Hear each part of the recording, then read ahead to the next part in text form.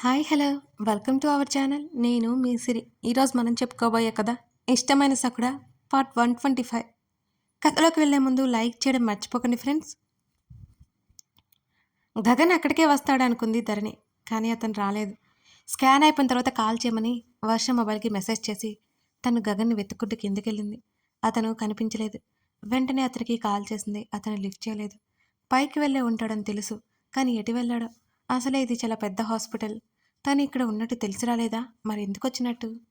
వస్తే తనకి కాల్ చేస్తాడు కదా అంటూ మళ్ళీ ఫస్ట్ ఫ్లోర్కి వచ్చింది. అలాగే బాల్కనీ నుంచి కిందకు చూస్తుంది ధరణి. ఎంతసేపు చూసినా అతను రాలేదు. మళ్ళీ సెకండ్ ఫ్లోర్ వైపుకి నడిచింది. గగన్కి మరోసారి డయల్ చేస్తూ ఆమె రెండోసారి కాల్ చేయడంతో అతను లిఫ్ట్ చేశాడు. నేను బిజీగా ఉన్నాను, తర్వాత చేస్తాను. తను మాట్లాడుతుండగానే గగన్ కాల్ కట్ చేశాడు. వేరే ఎవరికోసమైనా వచ్చి ఉంటాడా? ధరణి ఆలోచిస్తూ వెనక్కి తిరిగి వస్తుండగా ఆ ఫ్లోర్ చివర ఉన్న రూమ్ నుంచి గగన్ గగన్తో పాటు ఎవరో ఒక అమ్మాయి బయటికి వస్తూ కనిపించింది. ఆమె అటు వెళ్ళబోయి కూడా గగన్ ఆమె చుట్టూ చేతులు వేయడం చూసి ఆమె గగన్ మోచేతిని పట్టుకోవడం చూస్తూ ధరణి అడుగులు అక్కడే ఆగిపోయాయి. ఆ అమ్మాయి ముఖం చూడగానే మేఘన అని ధరణికి అర్థమైంది. మొదటి నుంచి మేఘన విషయం ఎక్కువగా పట్టించుకోకపోయినా వారి ఇద్దరి మధ్య దగ్గరతనం ధరణికి అసలు నచ్చనలేదు. కానీ మేఘనకి ఏదైనా అవసరమై వచ్చి ఉంటాడు. ఫ్రెండ్ కదా, ధరణి తనకు తానే నచ్చ చెప్పుకుంది. ధరణి చూస్తుండగానే మేఘన అతని నడుపు చుట్టూ చేతులు వేసి కౌగిలించుకుంది. ఆ దృశ్యం చూడలేకపోయింది ధరణి. అతని మీద అనుమానం లేదు, కానీ కోపం వస్తుంది. తను ఉండాల్సిన స్థానంలో ఎవరో అమ్మాయి ఉండడం ఏమాత్రం ధరణికి నచ్చనేలేదు. అతను దూరం జరగకపోవడంతో ధరణికి ఇంకా కోపం ఎక్కువైపోయింది. అతని చేతులు ఆమె వీపు చుట్టూ నెమ్మదిగా అల్లుకున్నాయి. అది హాస్పిటల్. మేఘనకి తోడుగా వచ్చి ఉంటాడు. ఆమె ఏదో బాధలో ఉంటే ఓదారుస్తున్నాడు. ఊహు, ఓదార్చడం అంటే అలానా? ధరణి కళ్ళల్లో నీళ్లు ఒక్కసారిగా పొంగాయి. ఆమె చూస్తుండగానే మేఘనని దూరం జరిపాడు. మేఘన ముఖాన్ని రెండు చేతుల్లోకి తీసుకున్నాడు అతను. మేఘన కళ్ళల్లోకి చూస్తూ ఏదో మాట్లాడుతున్నాడు అతను. దుఃఖాన్ని దిగమింగుకుంటున్న ధరణి గొంతులో గుటక పడింది. అప్రయత్నంగా ఆమె ఒక చెయ్యి బ్యాగ్ని గట్టిగా పట్టుకుంటే మరొక చెయ్యి ఆమె డ్రెస్ని మరింత గట్టిగా పట్టుకుంది.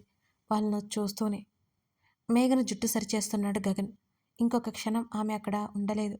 గిరుక్కున వెనక్కి తిరిగి లిఫ్ట్ వైపుకి పరిగెత్తింది ధరణి. ఆమె గొంతు నొప్పి వస్తుంది.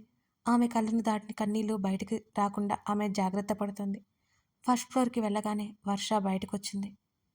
ధరణి, మెడిసిన్ తీసుకుని వెళ్దాం. వర్ష మాటలకి తల ఊపింది. తను బాధలో ఉన్న వర్ష ధరణిని గమనించలేదు. వీళ్ళు కిందకి వెళ్ళేసరికి శృతి వచ్చింది. అప్పటికే ధరణి ముఖం కందిపోయింది. వర్ష మెడిసిన్ తీసుకుంటుంటే తల తిప్పి చూసిన ధరణికి మెల్లిగా కళ్ళు చిన్నవైపోయాయి. మేఘన గగన్ ఇద్దరు వస్తూ కనిపించారు. అతని చేతిలో ఆమె చేయి ఉండడం ఆమె భరించలేకపోయింది. మేఘన ఏమైనా పేషెంట్ అన్నట్టు ఆమె వైపు చూసింది. లేదు, చాలా మామూలుగానే ఉంది. ఆమె భుజం చుట్టూ చెయ్యేసి తీసుకెళ్తున్నాడు గగన్. వర్ష శృతి మాట్లాడుకుంటున్నారు. ఆ మాటలు వినలేదు ధరణి. వాళ్ళు బయటికి వెళ్ళే వరకు అలాగే చూస్తోంది ధరణి. ధరణి అటు అడుగులు నెమ్మదిగా బయటికి పడ్డాయి. వాళ్ళిద్దరూ బయట ఉండగానే కారు వచ్చి ఆగింది. ఇద్దరు వెనక సీట్లో కూర్చున్నారు. ఆమె చూస్తుండగానే కారు కదిలిపోయింది. కారు డోర్ వేసేటప్పుడు మేఘన అతని భుజం మీద వాలడం ధరణి చూస్తూనే ఉంది.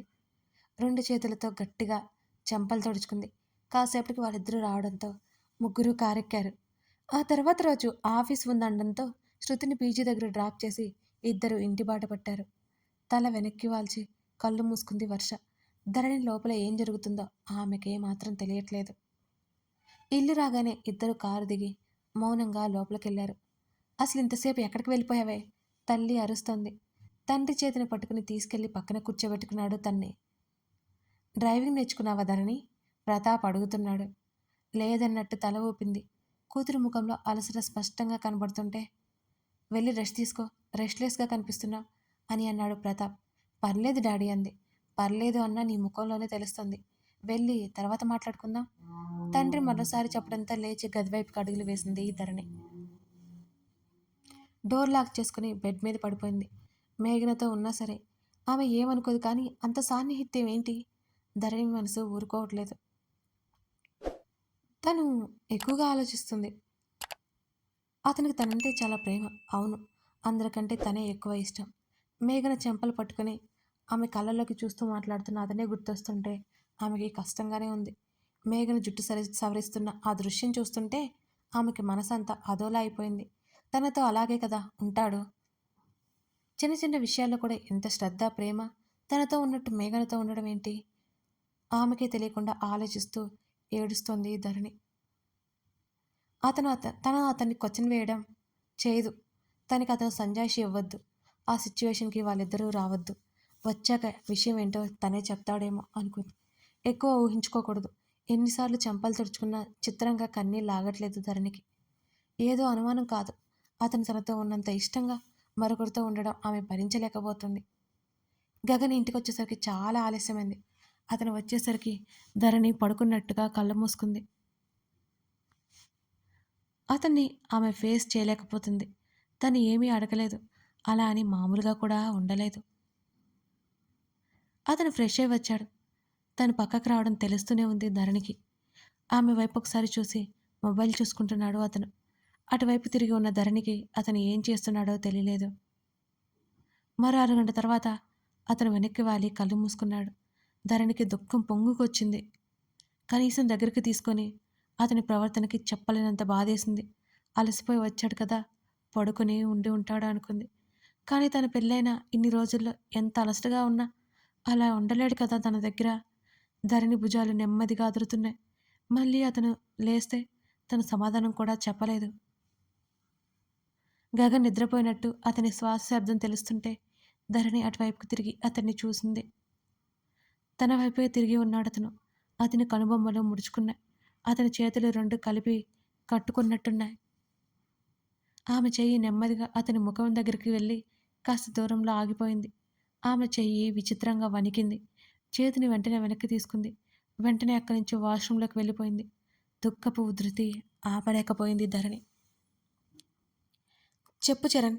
గగన్ మాటలు సన్నగా వినపడుతున్న ధరణి అయినా లేవలేదు. సార్ ఈరోజు ఆఫీస్కి వస్తారా? వస్తాను. ఏం? ముందు రోజు జరిగిందంతా వివరించాడు గగన్కి. గర్వం తాలూకా ఛాయ అతని ముఖం మీద తేలియాడింది. సార్ నిన్న మేడం కోప్పడ్డారు. టెక్నికల్ మెంబర్ని ఇంకొకరిని అపాయింట్ చేయమన్నట్టు మాట్లాడారు అని అన్నాడు చరణ్. నువ్వు ఆ పని మీద ఉండు అని కాల్ కట్ చేసి ధరణి దగ్గరికి వచ్చాడు అతను. చరణ్ ఊపిరి పీల్చుకున్నాడు. ఇవాళ తన బాస్ మూడ్ బాగుంది. లేకపోతే టెక్ హెడ్ స్వామికి తనకి భర్త పూజే అనుకున్నాడు చరణ్. ధరణి వైపు అడుగులు వేసి ఆమె చెంప మీద చేయి వేశాడు మృదువుగా. ఉలిక్కి పడ్డట్టు దూరం జరిగింది ధరణి. ఆ చర్యకి అతని బ్రుకుటి ముడిపడింది. ఏమైంది అని అడిగాడు ఆమె ఉలిక్కిపడికి. ఏం లేదన్నట్టు అడ్డంగా తల ఊపింది. ఆమె ముఖంలో తేడా స్పష్టంగా అతనికి కనబడుతోంది. వెళ్ళి ఫేస్ వాష్ చేసుకునిరా అతను చెప్పగానే అతని వైపు కాకుండా మరోవైపుకు బెడ్ దిగి వెళ్ళిపోయింది ధరణి. ఆమె ఆలోచనలు మారితేనే అర్థం చేసుకోగలడు అతను. మారిన ఆమె ప్రవర్తన గుర్తుపట్టేయకుండా ఉంటాడా ఏంటి? ధరణి బయటకొచ్చేసరికి అలాగే కూర్చున్నాడు గగన్. కాసేపటికి ధరణి ముఖం తుడుచుకుంటూ బయటకొచ్చింది. బెడ్ చివర కాళ్ళు కిందకి ఆనించి ఒక చేత్తో మరొక చెయ్యి కలిపి దీర్ఘాలోచనలో ఉన్న అతను తల తిప్పి చూశాడు. అతని చూపులకు నెమ్మదిగా అతని దగ్గరికి నడిచింది ధరణి. అతని మోకాళ్ళ మీద ఉండిపోయిన అతని చెయ్యి నెమ్మదిగా ఆమె వైపు చాపడం, అత్యంత నెమ్మదిగా అతని చేతిలో చెయ్యేసింది. ఆమె చేతిని పట్టి పక్కన కూర్చోబెట్టుకున్నాడు. What happen? అతని స్వరం చాలా అంటే చాలా మామూలుగా ఉంది. ఏం లేదన్నట్టు అడ్డంగా తల ఊపుతున్న తన మీద తనకి కోపం వస్తుంది ధరణికి. నీకు అబద్ధం చెప్పడం కూడా రాదు చెప్పు. ఏమైంది అని అడిగాడు అతను. ఆమె ముఖం కందిపోయినట్టు స్పష్టంగా కనబడుతోంది అతనికి. ఏం లేదు. రాత్రి ఎప్పుడొచ్చావు అని అడిగింది ధరణి. లేట్ అయింది. అప్పటికి నువ్వు పడుకుని పోయావు అని అన్నాడు అతను. ధరణి మాట్లాడలేదు. ఎవరైనా ఏదైనా అన్నారా? ఎంతో సున్నితంగా అడుగుతున్నా అతని తీరుకు ఏడుపు ముంచుకొచ్చింది ధరణికి. లేదన్నట్టు అతని నుంచి చూపులు పక్కకు తప్పించి చెప్పింది. ధరణి తనని బయట చూసిందని ఊహ అతని మెదడులో లేదసలు. ఎందుకో అతనికే తెలియాలి. మరి ఎందుకు అలా ఉన్నావు? ఈసారి కాస్త గట్టిగానే అడిగాడు. ఎక్కడికి వెళ్ళావు నిన్నంతా? ధరణి అలా అడగడంతో తను రాలేదని అలిగిందేమోనని అతను అభిప్రాయపడ్డాడు. ఒక కాలు పైకి వేసి ముడిచి కూర్చుని ఆమె వైపుకు తిరిగాడు. ఆమె చేతి మీద మృదువుగా తన చేత్తో తడముతూ, చిన్న ఎమర్జెన్సీ అయితే వెళ్ళాను అని అన్నాడు అతను. కళ్ళు ఎత్తి అతని వైపు చూసి, ఎమర్జెన్సీనా? ఏంటది అని అడిగింది ఆమె క్షణమైనా ఆలోచించకుండా. "మ్మ్, హాస్పిటల్కి వెళ్లాల్సి వచ్చింది. Don't worry." ఒక దీర్ఘమైన నిట్టూర్పు అతని నుంచి వచ్చింది. అతని సమాధానం విన్న ఆమెకి మరో మాట అడగడానికి అవకాశం లేనట్టు అలాగే చూసింది ధరణి. తనతో చెప్పకూడదు కాదా? ఎందుకులే అని ఊరుకున్నాడా? ఏదో దాయాల్సి వస్తే హాస్పిటల్కి వెళ్ళానని ఏ తడబాటు లేకుండా ఇంత ధైర్యంగా ఎలా చెప్తాడు? అసలు ఆ వ్యక్తులు తనకి తెలియదని చెప్పాడా? లేక తనతో చెప్పిన ఉపయోగం లేదనుకుంటాడా? సూటిగా ఉండే అతని స్వభావం తనకు తెలుసు. కానీ మేఘనని అతనితో అంత దగ్గరగా చూసిన ఆమె మనసు ఊరుకోవడం లేదు. ధరణి లేచి ఆలోచిస్తూ వెళ్ళిపోబోతుంటే ఆమె చేతిని పట్టుకున్నాడు. తల పక్కకి తిప్పి వెనుకగా అతన్ని చూసింది ధరణి. ఎక్కడికి అని అడిగాడు. కాఫీ తెస్తాను. అక్కర్లేదు కూర్చో అంటూ లాగి దగ్గరగా కూర్చోబెట్టుకున్నాడు అతను. ముడుచుకున్న ఆమె పెదవులు ముఖం చూస్తుంటేనే అతనికి ఏదో అనుమానంగా ఉంది. అతని 2 చేతులతో ఆమె చెంపలు పట్టి, ఇంకా నువ్వు మారలేదు. చిన్నపిల్లల అలకేంటి అని అడిగాడు గగన్. ధరణి మాట్లాడలేదు. ఆమె సున్నితమే. కానీ ఆ క్షణం ఆమె ఆలోచన లోతు కూడా అతను ఊహించలేనిది, దరిచేరలేనిది. నేను ఎందుకు అలుగుతాను? ధరణి పొడి పొడిగా అన్నది. నెమ్మదిగా ఆమెని ఒడిలోకి లాక్కున్నాడు గగన్. ఇరిటేట్ చేయడంలో ముందుంటావు నువ్వు అంటూనే ఆమె ముక్కు లాగి ఆమె భుజం దగ్గర అతని ముఖం దాచేసుకున్నాడు. మెల్లిగా అతని ముఖం ఆమె మెడవంపులో చేరిపోయింది. ఒకటడగన ధరణి గొంతు లోతుగా వచ్చింది. అన్నాడతను. మాట్లాడుతూనే అతని చుట్టూ చేతులు వేసింది అప్రయత్నంగా. నీకు నీకు ఆమె గొంతు పెగలట్లేదు. చాలా అంటే చాలా విచిత్రంగా బిహేవ్ చేస్తున్న ఆమె తీరుకి అతను తల ఎత్తి చూశాడు. ఆమె నుంచి కాస్త వెనక్కి జరిగి ఆమె ముఖంలోకి చూస్తూ, డౌట్ లేదు, ఏదో జరిగింది, మర్యాదగా చెప్పు. కళ్ళు చిన్నవి చేసి చూస్తూ అడిగాడు గగన్. ఏం జరుగుతుంది? ఆమె తిరిగి ప్రశ్నించింది. వర్ష గురించి ఫీల్ అవుతున్నావా? అంతా సెట్ అవుతుందని చెప్పాను కదా అని అడిగాడు గగన్ పీకిపోయిన ఆమె ముఖాన్ని చూస్తూ. ఊహు లేదు, దెబ్బలు పడతా నీకు. ఈసారి అతని గొంతు గట్టిగా వచ్చింది. ఆమె కణత మీద వేలు పెట్టి చిన్నగా తట్టి, ఇక్కడ ఏదో ఉంచుకుని బిహేవ్ చేసావంటే ఖచ్చితంగా దెబ్బలు పడతాయి. స్పీకౌట్. అతని మాట ఈసారి సీరియస్గా వచ్చింది. ఏం లేదు, నాకు ఆకలేస్తుంది, త్వరగా వస్తాను అంటూ ఆమె లేచి వెళ్ళాలనుకుంటుంటే అతను లేవనివ్వలేదు. పిచ్చి పిచ్చి వేషాలకుండా కూర్చో అని కోపాన్ని అణుచుకుంటూ గట్టిగా చెప్పాడు అతను. అతని చెయ్యి ఆమె గడ్డం కింద చెంప మీదకి వేసి, ఇప్పుడు చెప్పు, నేనేమి అన్నా? చెప్పు, ఏమైంది? ఏదైనా ప్రాబ్లమా? ఆమె కళ్ళల్లోకి చూస్తూ దేనికో బాధపడుతుందని అర్థమై మరింత మృదువుగా అడిగాడు.